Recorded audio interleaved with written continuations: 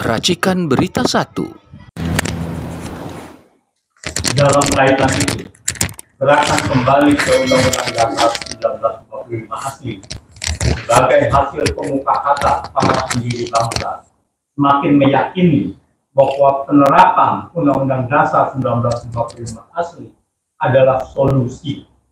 Untuk itulah G45, gerakan kembali ke Undang-Undang Dasar 1945, mengajukan jalan tengah. A. Pemilu dan pilpres harus diselenggarakan secara jujur dan adil, baik oleh penyelenggara pemilu dan pilpres maupun oleh pemegang amanat kekuasaan sekarang ini. B. Segera setelah terbentuknya MPR RI, hasil pemilu dan pilpres 2024 secara demokratis dan konstitusional tersebut, MPR RI sebagai penjelmaan kedaulatan rakyat diminta untuk menetapkan penerapan kembali Undang-Undang Dasar 1945 asli, hasil pemufakatan para pendiri bangsa pada 18 Agustus 1945 dengan adendum tentang masa jabatan presiden dan wakil presiden maksimal 2 periode.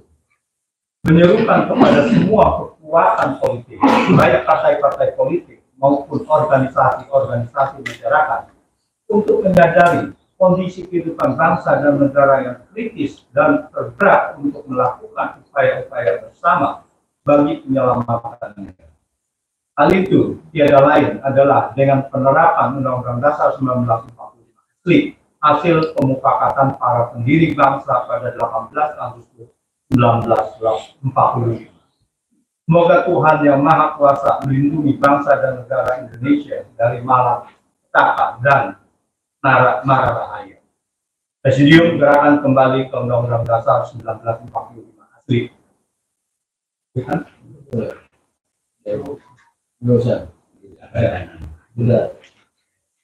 Demikian pernyataan resmi kami secara tertulis. Namun dimungkinkan setiap anggota presidium maupun deklarator untuk menyampaikan pikiran pribadinya pada tanya jawab.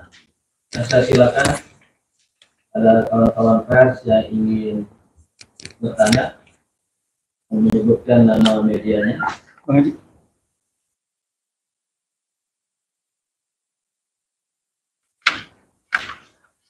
Ya, silakan. Pak Din, pertanyaannya begini.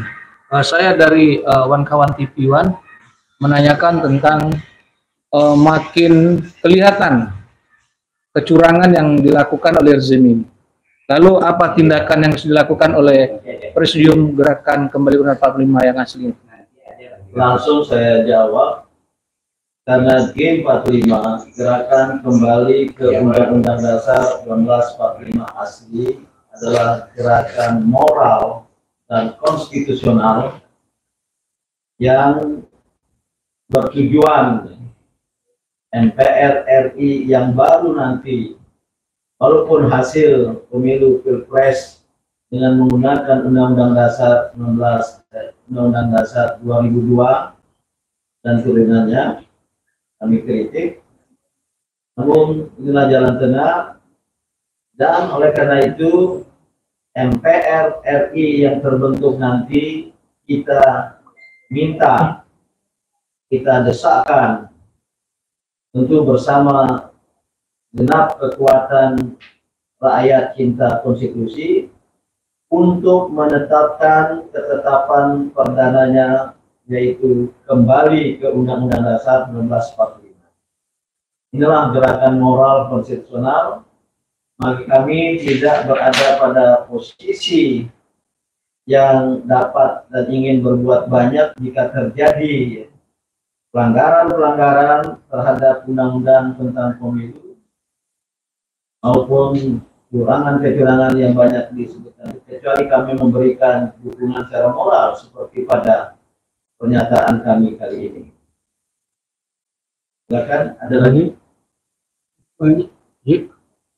Atau untuk ini saya minta Habib Sayuti menambahkan.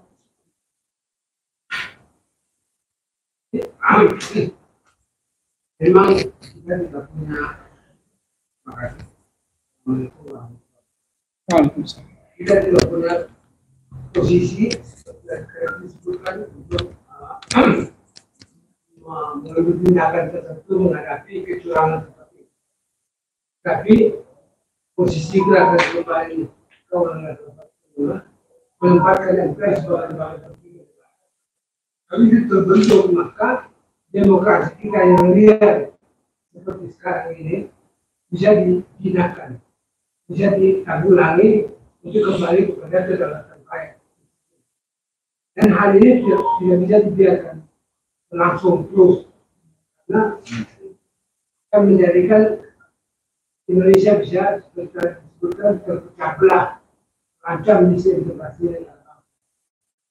Dan posisi kita adalah satu, keadaan bisa normal, dan kedua, ketika keadaan normal tetap meminta hasil pemilu untuk kembali kepada seperti masih.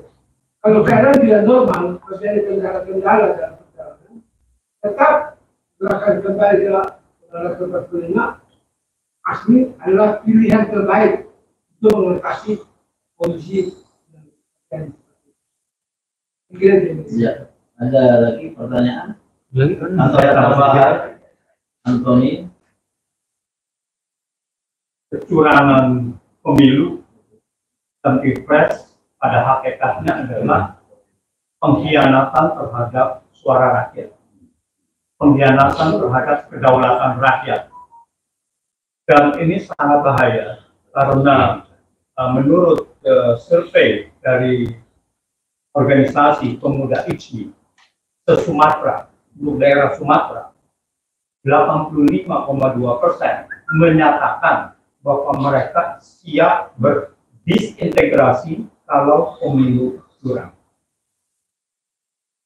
Kami melihatnya adalah bahwa daerah sebagai pemilik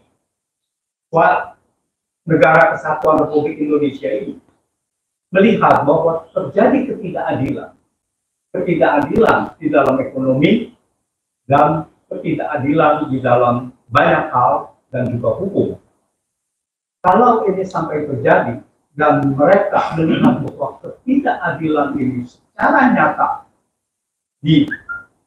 melalui pemilu curang, maka mereka sudah siap mengatakan bahwa tidak ada gunanya kami bergabung dengan negara kesatuan Republik Indonesia sesuai yang disepakati pada tahun 1945. Nah, ini kita cuma mengingatkan bahwa kedaulatan rakyat harus di atas segala-galanya sesuai konstitusi Undang-Undang Dasar 1945, dan jangan sampai ini menjadi bahan menjadi disintegrasi sehingga menambah, menurut kata-kata tadi adalah dosa dari rezim ini yang tidak bisa termaafkan. Terima kasih. Ini juga dua hal tadi. Selain gerakan pemakzulan, kemudian tadi ada pernyataan yang saya sudah baca juga dari kelompok pemuda di Sumatera. Ditambah yang ketiga, saya juga membaca disampaikan pada saya, lupa nama resmi organisasinya, semacam Ikatan Sultan dan Raja Nusantara. Jika terjadi kecurangan dan apalagi membawa pada kerusuhan, para sultan dan raja itu siap untuk mengambil alih semacam itu kekuasaan. Apalagi mereka merasa memberi mandat pada republik. Namun jika tidak dapat ditunaikan yang baik, kami bisa mengambil alih. Inilah yang di dalam pernyataan tertulis. Ya. Ada kalimat, jangan dipandang remeh, bukan sebelah mata. Ya. Ada dalam itu. Ini peringatan kepada regime yang berkuasa, Presiden Jokowi lalu dalam masuk, tidak hanya cawe-cawe, bahkan berkampanye untuk sebuah partai politik, mengerahkan segala jajaran pemerintahan dan kekuasaan baik secara terselubung maupun secara terkemuka, ini sesuatu yang sangat berbahaya. Maka jangan anggap remeh dari aspirasi bertemu. Silakan Pak Andi. Ya rekan-rekan media, jadi apa yang kami sampaikan dari G45 hari ini adalah hasil-hasil daripada beberapa pekan terakhir ini terhadap perkembangan politikan kita di tanah air dan pasca dan masyarakat hari ini kita dan cenderung yang kami sampaikan secara tertulis tadi bahwa hal-hal ini adalah kami ingin ingatkan kembali supaya jangan nanti dari gugur, supaya segera para pemegang kekuasaan menyadari bahwa satu-satunya solusi saat ini akan kita dalam proses pemilu itu adalah melaksanakan pilpres dan pemilu ini secara transparan, terbuka, jujur, bertanggung jawab, sehingga tidak ada lagi hal-hal yang dapat mengganggu disintegrasi bangsa kita yang dimana tadi sudah dinyatakan oleh beberapa pihak bahwa kekecewaan ini sudah cukup mendalam. Saya kira itu harus digarisbawahi pada pertemuan kali ini. Ya, ada lagi pertanyaan? Ya, Adi dari UI Watch Channel. Poin nomor C yang menyerukan kepada semua kekuatan politik, baik partai politik maupun ormas, untuk menyadari kondisi kehidupan bangsa dan sebagainya ini menarik Pak. Apakah selama ini sudah ada komunikasi kepada kekuatan politik, terutama partai-partai politik yang ada kursi di DPR tentunya, maupun partai-partai politik yang belum ada di kursi DPR? Bagaimana kita ketahui saat ini partai politik memegang kekuatan yang sangat kuat dalam demokrasi kita. Satu itu. Kedua, kalau ormas-ormas, nah bagaimana? Dan apakah ada kelompok lain atau tokoh politik lain yang akan bergabung dalam gerakan kita ini, Pak? Secara resmi kami G45 belum menyampaikan pikiran secara tertulis. Tidak ada rencana dalam waktu dekat ini. G45 lewat presidium yang mewakili 350-an deklarator pada 7 November 2023 yang lalu dan mengirim surat resmi kepada banyak pihak, antara lain partai-partai politik baik yang disebut parlementer, ada wakilnya di DPR RI sekarang maupun yang belum atau yang tidak. Yang kedua, organisasi masyarakat, lintas agama, lintas kelompok, dan yang ketiga tokoh-tokoh perorangan. Ini secara tertulis.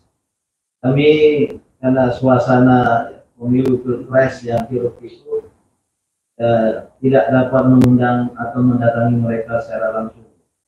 Nah, ini dalam pernyataan kali ini kami apa yang tadi bahasanya mendesakkan dan meyakinkan agar kekuatan politik nasional, baik partai-partai politik maupun ormas-ormas yang merupakan istilah ilmu politik kelompok aspiran real dan kelompok-kelompok lain menyadari, tidak salah menggunakan istilah menyadari, bahwa kembali ke Undang-Undang Dasar 1945 adalah solusi. Nah, sementara inilah maksud dari konferensi pers, agar kawan-kawan pers nasional bisa membantu kami, mendukung kami, menyebarkan dan mengarus utamakan pikiran-pikiran yang kami sampaikan lewat konferensi pers secara berkali. Oke, ada pertanyaan lain?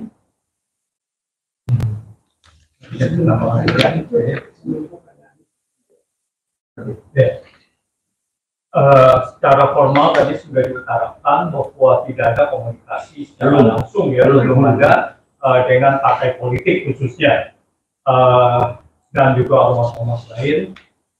Tetapi kan yang pemilu ini tentu saja berkepentingan sekali partai politik tidak dicurangi. Tetapi berdasarkan semangat, saya rasa kita sudah mendengar semua, mereka juga menyerukan pemilu jujur dan adil.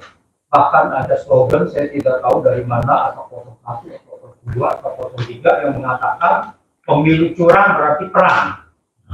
Tadi itu. Ada itu, slogan-slogan seperti itu gitu. Jadi ini adalah sudah sama satu frekuensi bahwa pemilu ini harus jujur dan adil.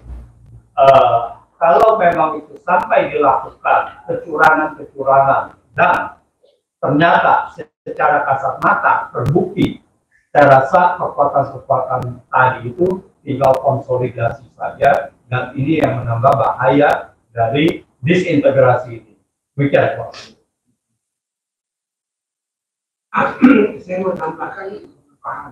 Pertama, kalau melihat situasi global, sekarang pilihan generasi Z atau bisa saya sebutkan sebagai neo-ortodoks. Jadi mereka yang sudah lupa dengan atau tidak lagi berhubung dengan peristiwa-peristiwa di zaman kaki mereka.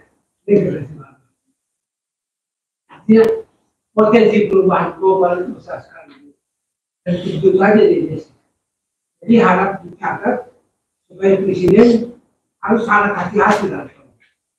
Tidak bisa dianggap apa yang terjadi seperti sinyalemen lebih dari sekitar cawe-cawe, bahkan melanggar undang-undang jangan dianggap sebagai hal biasa. Karena itu akan bertabrakan dengan satu peristiwa besar, yaitu munculnya generasi yang memang tiba saja untuk mengambil perubahan dan tidak akan mundur kepada cerita-cerita zaman dulu. Jadi akan terputus dengan undang-undang. Nah, untuk itu maka kita minta bukan hanya berita besarnya bahwa harus jujur dan adil, tapi juga kita minta kepada lembaga-lembaga internasional supaya ikut serta mengawasi dengan ketat proses pelaksanaan pemilu. Karena peranan dari PBB dalam hal ini bisa sangat besar untuk mengatasi juga turut serta dalam objektifikasi hasil pemilu. Kedua, kita minta juga kepada para pemilih supaya jangan sedapat mungkin para pejuangnya jangan pulang dari TPS sebelum hasilnya mendapat kepastian, difoto dengan jelas hasilnya, difoto dengan jelas.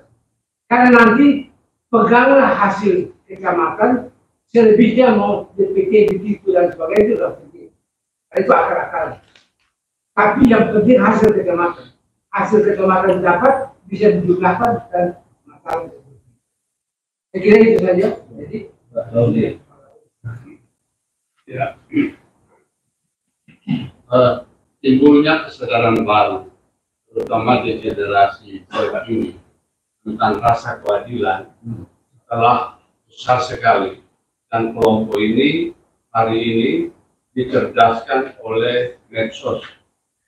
Nah, kelompok ini kesadarannya terhadap keadilan ini tidak saja keadilan di dalam sistem struktur, tetapi juga perlakuan kepada sumber daya alam.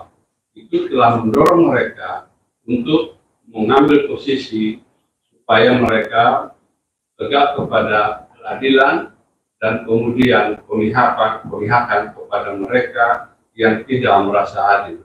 Nah, kelompok ini adalah kelompok kaum terdidik yang hari ini belum kita katakan kelas menengahnya itu cukup besar, dan ini adalah potensi kalau tidak keadilan itu terjadi, kalau kecurangan itu terjadi, mereka inilah yang mempunyai kemampuan, energi yang tampil ke depan untuk menyuarakan keadilan dan mengembalikan Indonesia sebagai negara yang mestinya mereka sadar betul bahwa tidak ada jalan lain kecuali kita kembali ke Undang-Undang 45 yang asli.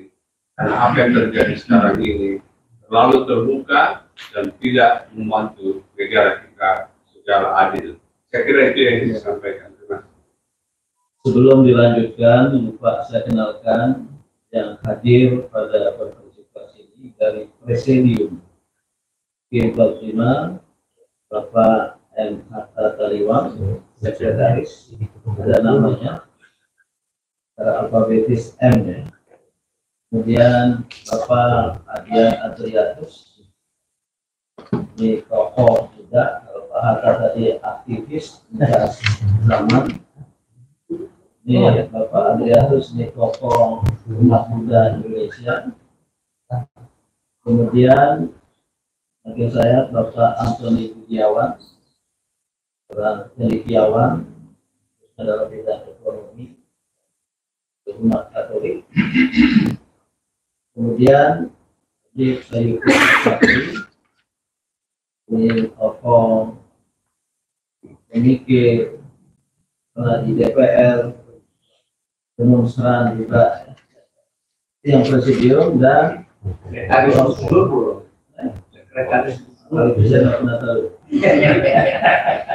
seperti Presiden Gus Dur dulu. Ini Profesor Laude Kamaludin, tokoh kami alumni HMI, ilmuwan cendekiawan, sekarang menjabat sebagai rektor Universitas Insan Kita Indonesia (UICI), sebagai Cyber University, dan sebelumnya juga rektor beberapa universitas lain. Ini yang presidium. Yang deklarator ada hadir Dr. Nada Gamari, sejarawan yang sangat beri perhatian kepada keterlibatan Belanda dalam penjajahan dan agresi penjajahan kembali di Indonesia. Dr. Gamari Sutrisno Ini pernah DPR, pernah anggota DPR RI. sekarang Relawan Anda. Nggak ada gunanya itu. nggak boleh lupa itu. Kalau nama itu nggak boleh di sini. Ya, deklarator tim Prima ini nggak ada relawan, nggak ada paslon. Kalau ada kita keluar. Karena ini betul-betul gerakan moral. Kalau kita punya pilihan keluar. Ya. Kemudian ini Mbak Ibu Ida Kusdianti, aktivis demonstran, Mama militer. apa namanya? Aliansi Rakyat Menggugat, deklarator G45, deklarator ya G45, tapi juga ikut pergerakan lain, ya termasuk pemakzulan. Ini Bang Archandra, tokoh muda, dia ketua umum Dewan Pimpinan Pusat Partai Pelita, seorang profesional juga. Inilah kami nanti akan datang mungkin menyusul yang lain. Deklarator pada 7 November di Gedung Juang sekitar 430 tokoh.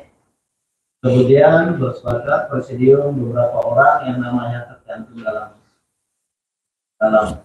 penyataan. Silakan, ada pertanyaan 1-2 terakhir. Ya, atau yang ingin mau didalami, saya kembali. Ya, silakan. Sekali lagi kata media bahwa yang ada saat ini bukan untuk hal-hal yang ada malah atau mengintimidasi atau ingin turut serta merancu situasi pilpres yang telah berlangsung ini. Justru kami menyampaikan fakta-fakta yang menyangkut kecurangan yang membayangi berlangsungnya pemilu kita yang akan datang ini, dan juga perlu digarisbawahi bahwa terhadap Bapak Presiden Jokowi agar dapat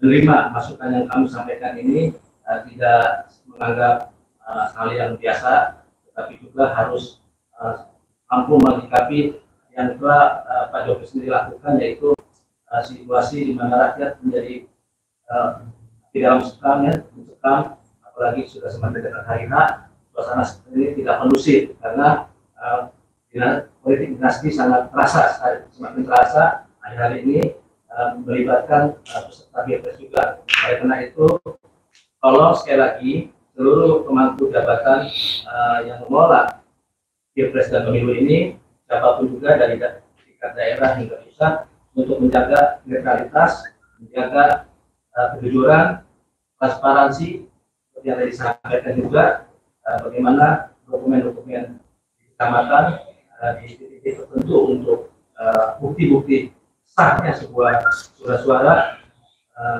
sahnya suatu pengumpulan suara rakyat menjadi mampu mengatasi situasi yang tidak baik saat ini. Kira-kira itu yang ingin saya sampaikan. Ada pertanyaan? Mungkin kalau ada yang Mungkin nanti kalau ada pertanyaan. Adi dari Iwan Channel, tadi misalnya benar-benar terjadi kecurangan dan terjadi kekacauan sebagaimana yang kita khawatirkan, ini kelompok kita bagaimana akan memimpin situasi untuk mengembalikan keadaan menjadi lebih baik dan kembali ke D45, tujuannya kembali ke D45 itu kalau terjadi kekacauan. Kalau misalnya pemilunya jujur dan adil dan terbentuk MPR RI hasil pemilu besok, kan ada juga himbauan dari kelompok ini untuk MPR menetapkan agenda kembali ke D45. Tentu saja itu tidak mudah apabila belum ada kesadaran di antara para DPR dan MPR terpilih itu. Lagi pula MPR bukan lembaga tertinggi negara tadi. Ini tentu jalannya panjang sekali Pak. Dan tentu saja tidak bisa hanya sekedar konferensi pers. Tapi apakah kalau saya melihatnya pendekatan personal kepada para tokoh-tokoh yang dalam tanda kutip punya power di Indonesia, apakah sudah dilakukan dan akan dilakukan? Pertanyaannya bagus dan penting. Pertama, posisi G45 mengingatkan dan memperingatkan secara moral agar jangan terjadi kecurangan dalam pelaksanaan pemilu Pilpres 2024 ini.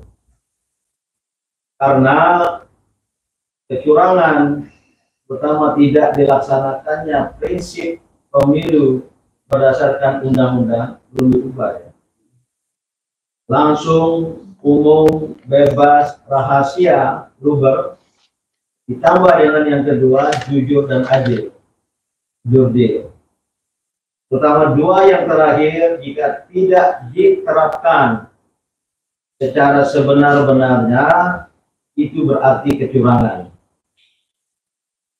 Dan oleh karena itu kecurangan ini sangat potensial menimbulkan protes, perlawanan, kerusuhan, bahkan ada yang menggunakan istilah revolusi.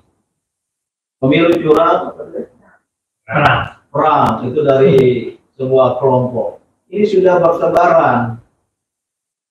Oleh karena itu, posisi kami sebagai gerakan moral mengingatkan khususnya kepada dua pihak. Satu, pemerintah, rejim dari presiden sampai ke paling bawah untuk jangan cawe-cawe. Apalagi lebih dari itu. Yang kita saksikan di televisi, mengkampanyekan sebuah partai politik. Di baliho-baliho partai ini adalah partai Jokowi. Belum lagi ada yang mempersoalkan rekayasa hukum di Mahkamah Konstitusi untuk memungkinkan seseorang yang kebetulan anak presiden bisa menjadi calon wakil presiden padahal belum umur sesuai dengan peraturan KPU itu sendiri sebelumnya.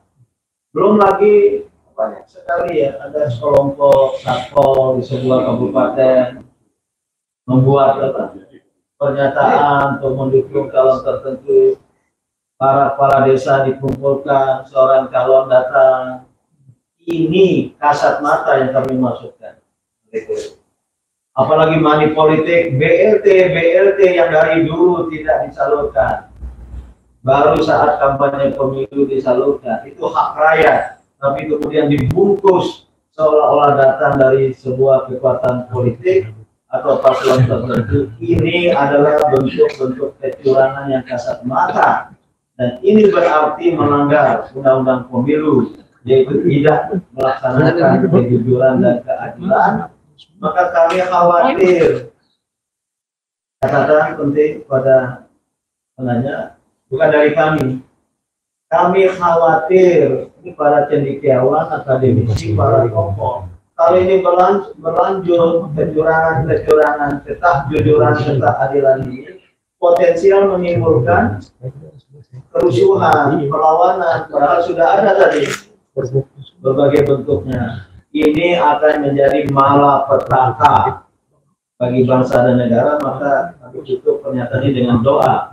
Semoga Tuhan Yang Maha Esa melindungi bangsa dan negara Indonesia dari malapetaka dan mara bahaya. Kalau tidak salah di bagian paling akhir itu. Nah, saudara-saudara, kalau berlangsung dengan jujur, adil, pemilu tidak ada kecurangan, diterima oleh semua pihak, termasuk oleh kontestan-kontestan, partai-partai politik, para pendukung paslon-paslon, itulah G45 akan meyakinkan, mendesakkan MPR RI terbentuk nanti. Coba dibaca. MPR RI yang terbentuk, ada kalimatnya.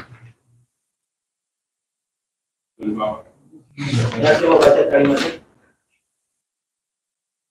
MPR RI yang terbentuk secara demokratis dan konstitusi Tersebut ya. Tersebut syaratnya Diminta untuk menetapkan penerapan kembali MPR RI sebagai penjelmaan kedaulatan rakyat diminta untuk menetapkan penerapan kembali ke Undang-Undang 45 Ya. asli. Ini kalimat bukan tanpa makna. Kami berpendapat G45 ini MPR RI Majelis Permusyawaratan Rakyat Republik Indonesia adalah penjelmaan kedaulatan rakyat. Itu tercantum di Undang-Undang 45 asli pasal 1 ya. Kedaulatan berada di tangan rakyat yang dilaksanakan oleh Majelis Permusyawaratan Rakyat. Ini yang hilang. Karena ini bukan oleh kedaulatan rakyat, bukan oleh Majelis Permusyawaratan Rakyat, oleh konstitusi, undang-undang, dan oleh partai politik. Kedaulatan rakyat diambil alih oleh partai politik, kami koreksi. Tapi silakan berlangsung. Ya, kalau tidak, itu mudaratnya besar. Namun harus jujur adil. Kalau jujur adil, kita minta untuk menetapkan pada sidang pertamanya bila perlu kembali ke Undang-Undang Dasar 1945 asli. Jangan lupa dalam kurung hasil permufakatan para pendiri bangsa pada 18 Agustus 1945. Mohon ini jangan dihilangkan dalam tulisan. Bukan Undang-Undang Dasar hasil dekret 5 Juli 59. Bukan Undang-Undang Dasar yang awalnya itu berdasarkan Piagam Jakarta.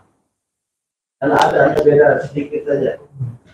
Ini dengan bersengaja biar semua rakyat juga paham, semua kelompok, yaitu Undang-Undang Dasar 1945 asli.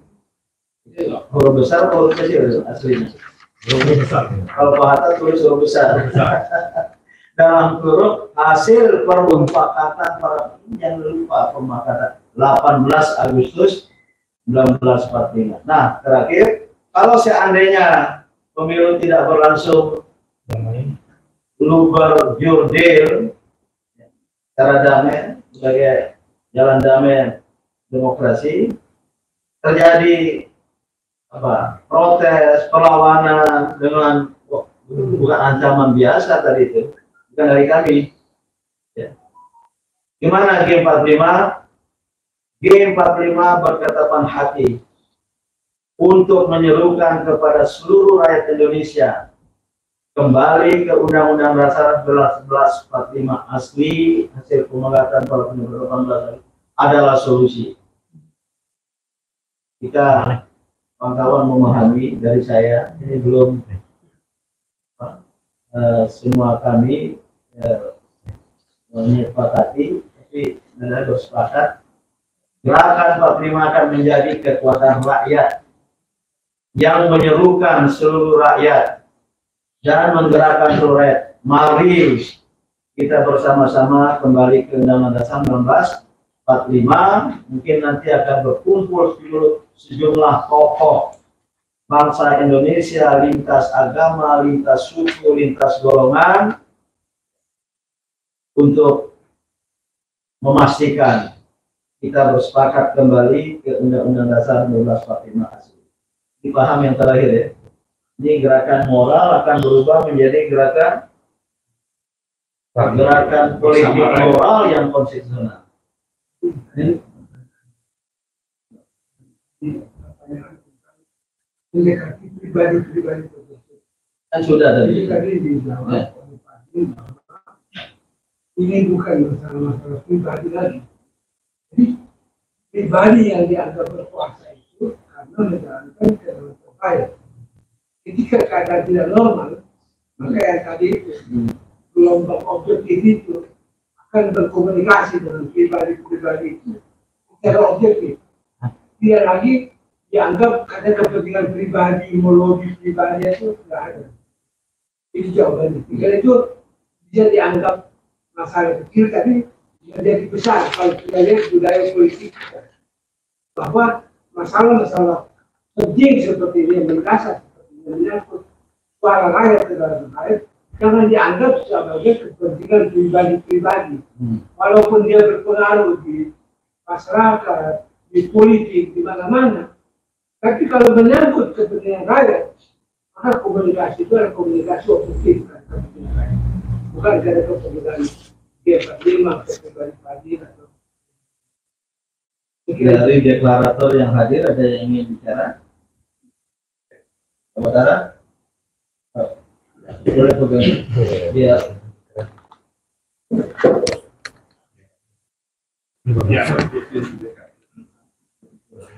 Terima kasih.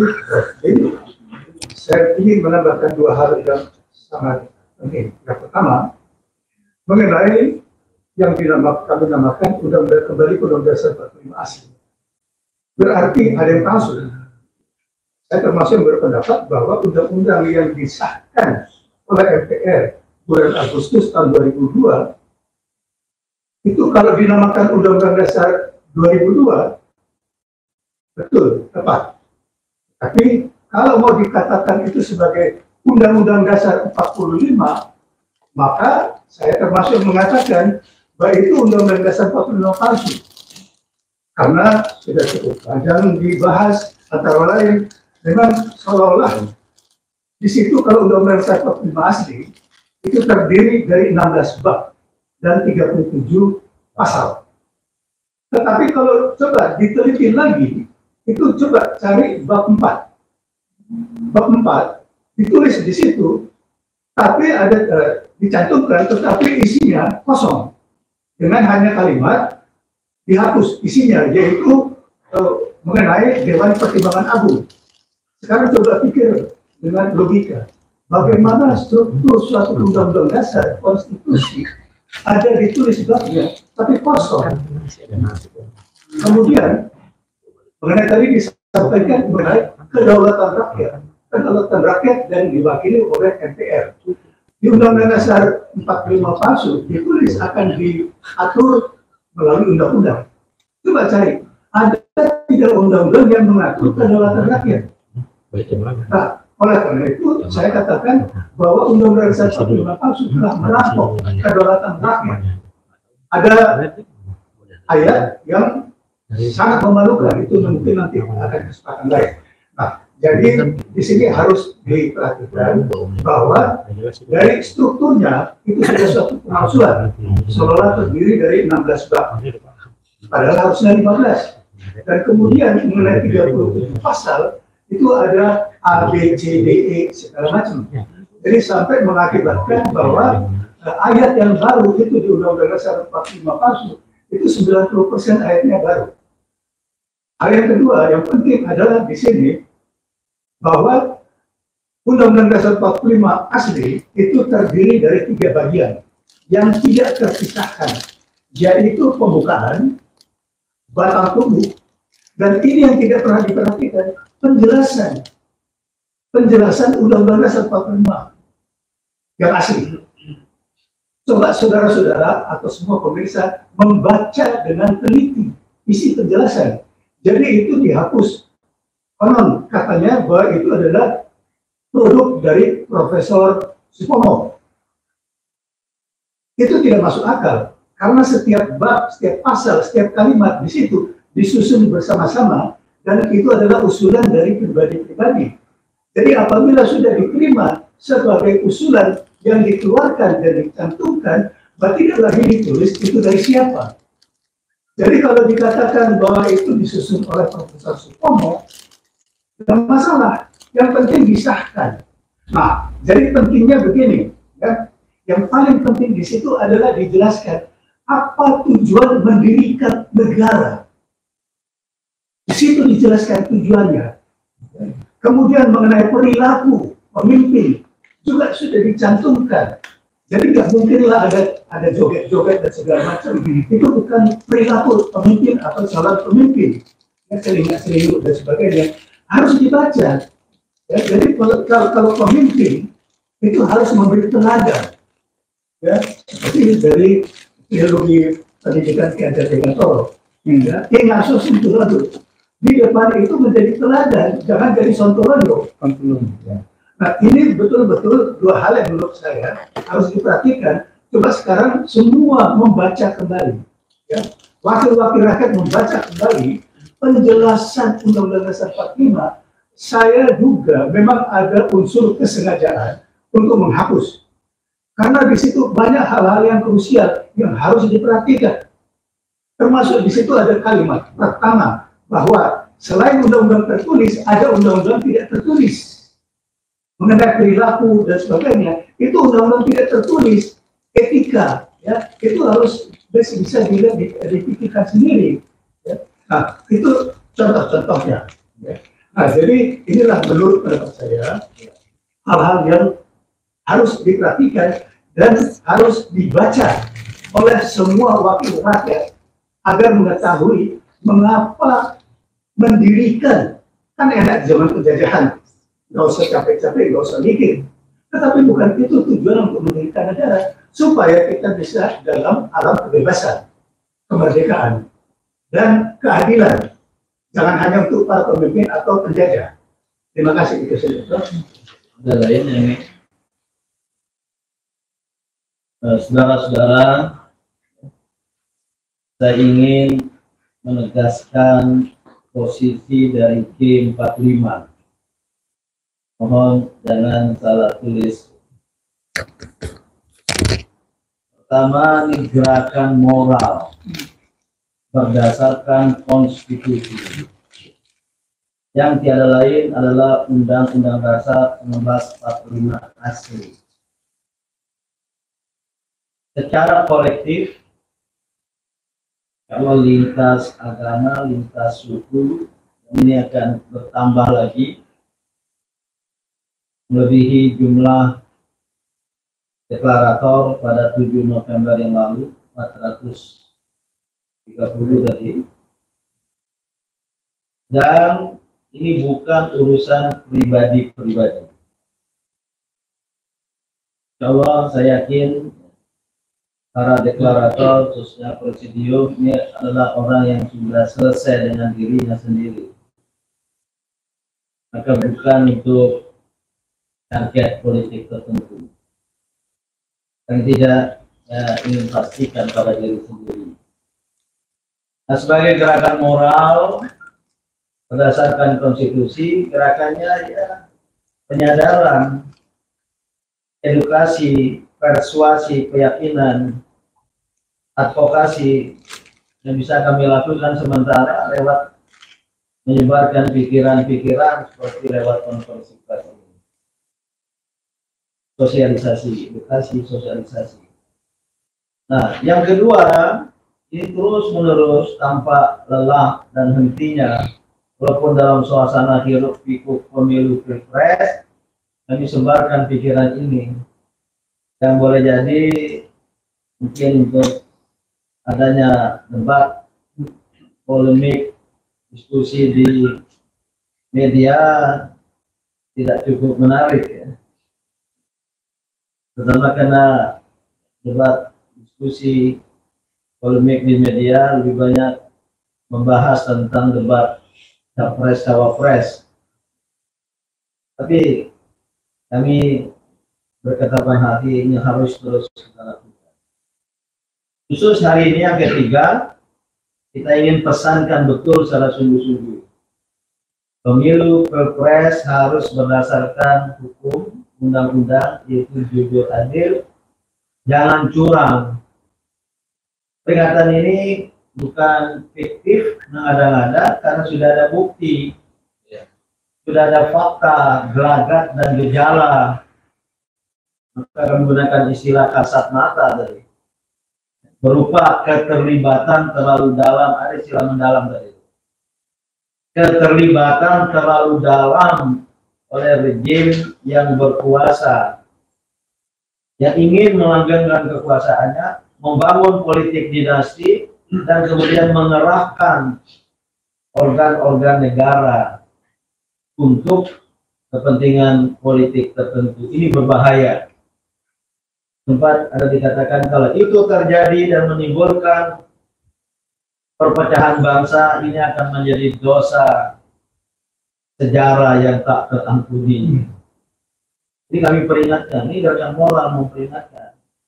Dan kami tidak bungkus-bungkus dengan kalimat halus, halus menunjuk ada istilah rejim berkuasa, Presiden Jokowi, atau penyelenggara pemilu, jangan main-main KPU dan Bawaslu. Kami membaca fakta-fakta, sekarang diusulkan, diprotes tentang DPT daftar pemilih tetap yang bermasalah sekitar 54 juta. Kalau itu betul, buka sebuka-bukanya. Yang sampai hari ini belum ada klarifikasi dari KPU dan Bawaslu. Jangan anggap remeh. Siapapun yang mengusulkan, kami ini nggak ada kaitan dengan suara kami G45 dengan kepentingan paslon, walaupun kami bagi-bagi dalam dukungan itu hak individual. Nah, yang terakhir, tolong baru dari saya, insya Allah saya yakin kawan-kawan bersepakat juga. Jika terjadi hal yang tidak kita inginkan, kami pesankan jangan terjadi kerusuhan sosial, jangan terjadi perpecahan bangsa, sikap dasar kami. Harganya terlalu mahal untuk kita bayar. Maka pesannya jangan curang. Nah, jika itu terjadi, kami sekali lagi G45 tidak inginkan. Kami tidak terlibat dalam gerakan oleh kawan-kawan lain, sebagian juga deklarator di G45 ini. Tidak kita ingin. Namun kalau terjadi G45, Pak istilahnya, bukan berketetapan hati, G45 dapat menjadi gerakan politik. Saya menggunakan istilah itu. G45 gerakan moral berdasarkan konstitusi bisa dapat saja menjadi gerakan politik berdasarkan konstitusi, khususnya Undang-Undang 25 yang asli itu, untuk menyelamatkan kehidupan bangsa. Maka kami akan menyerukan kepada rakyat, siapa yang bersetuju, kami yakin banyak karena itulah solusi bagi keselamatan bangsa pada masa yang akan. Oke ya, itu penjelasan. Terima kasih atas kehadiran kawan-kawan semua. Silakan. Jadi rekan-rekan ya, sebenarnya saya juga tidak mau menyampaikan hal ini, bahwa seluruh pelaku penyelenggara pemilu termasuk pemerintah saat ini untuk menjaga etika di mata dunia internasional yang sudah mulai sindiran-sindiran. Dan satu hal lagi yang perlu saudara ketahui, bahwa ada kelompok masyarakat yang sudah traumatik dengan kejadian kerusuhan dan sebagainya, sehingga persiapan untuk eksodus pun secara diam-diam saja sudah berlangsung, karena kita yang tidak sehat terhadap penyelenggaraan pilpres atau jalannya penyelenggaraan ini yang masih banyak. Ya, saya kira cukup ya. Terima kasih kepada kawan semua. Insya Allah sebelum hari pencoblosan dan pemungutan suara 14 Februari, kami akan adakan sekali lagi konferensi pers untuk menyampaikan pikiran yang lebih terfokus kepada perkembangan situasi dan kondisi. Pendapat akhir ya. Kita cari waktu nanti, sambil juga kami memantau ya, dengan seksama maupun dengan hati yang was-was, harap cemas. Maka tolong bawa semua untuk membantu kami, dan kami mengundang para jurnalis untuk ikut bergabung dengan G45. Jadi G45 ada deklarator, kebetulan tercatat dalam sejarah, menandatangani 7 November pada 7 November yang lalu. Jadi digerakkan oleh prosedur, tapi G45 terbuka dan membuka diri kepada seluruh rakyat Indonesia yang mau menjadi pendukung deklarasi. Istilahnya pendukung deklarasi. Baik wartawan, mahasiswa, karyawan, profesional, termasuk TNI, Polri, baik yang aktif maupun yang sudah tidak aktif. Demikian kita tutup konferensi ini dengan alhamdulillah. Wassalamualaikum warahmatullahi wabarakatuh. Waalaikumsalam.